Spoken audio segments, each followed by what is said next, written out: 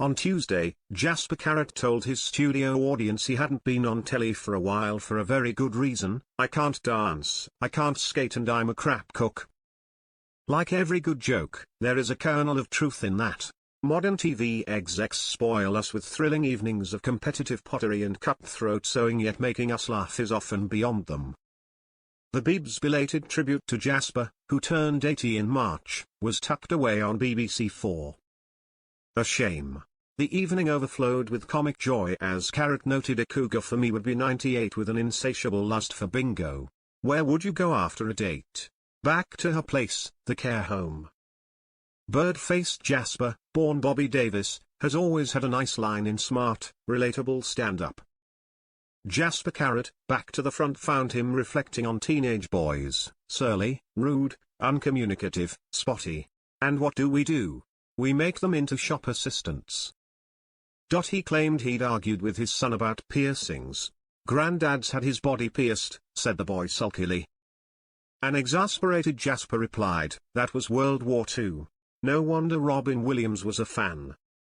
Like Billy Connolly, Mike Harding, and Richard Digance, Carrott started performing in folk clubs, writing observational jokes to stand out from turns who recycled other people's.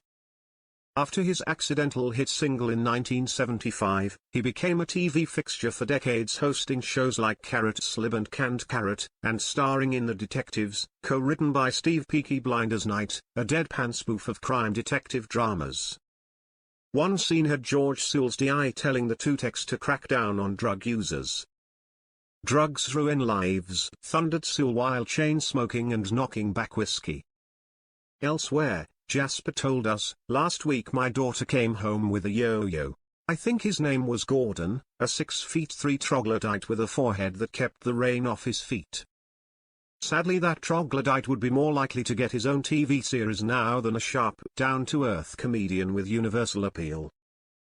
Mark the Beast Labatt hit E4's celebs go dating like Gandalf meeting the hobbits. Unfortunately, on his first date he couldn't stop yawning.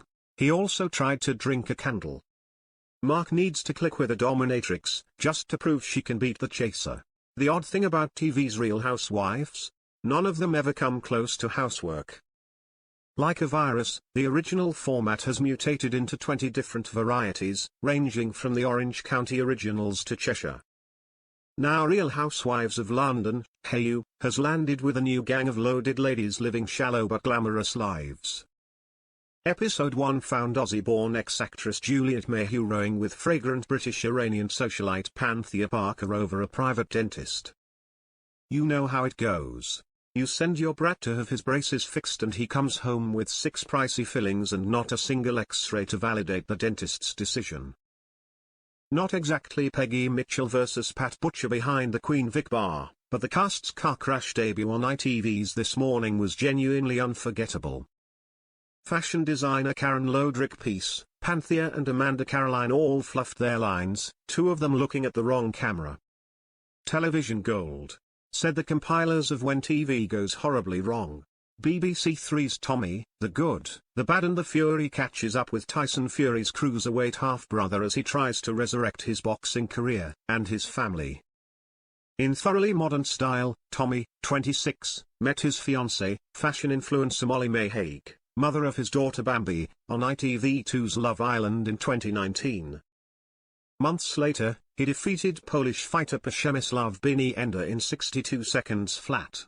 But the right he threw to the Pole's temple ending the bout also nobbled his hand. Tommy needed immediate surgery but chose to keep fighting, bolstered by cortisone injections, instead. He beat YouTubers Jake Paul and KSI before finally realizing he couldn't carry on without an operation.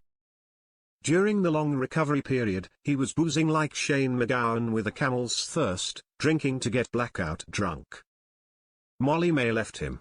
Envious trolls might say he had it coming, yet the Tommy we see on screen is not dislikable.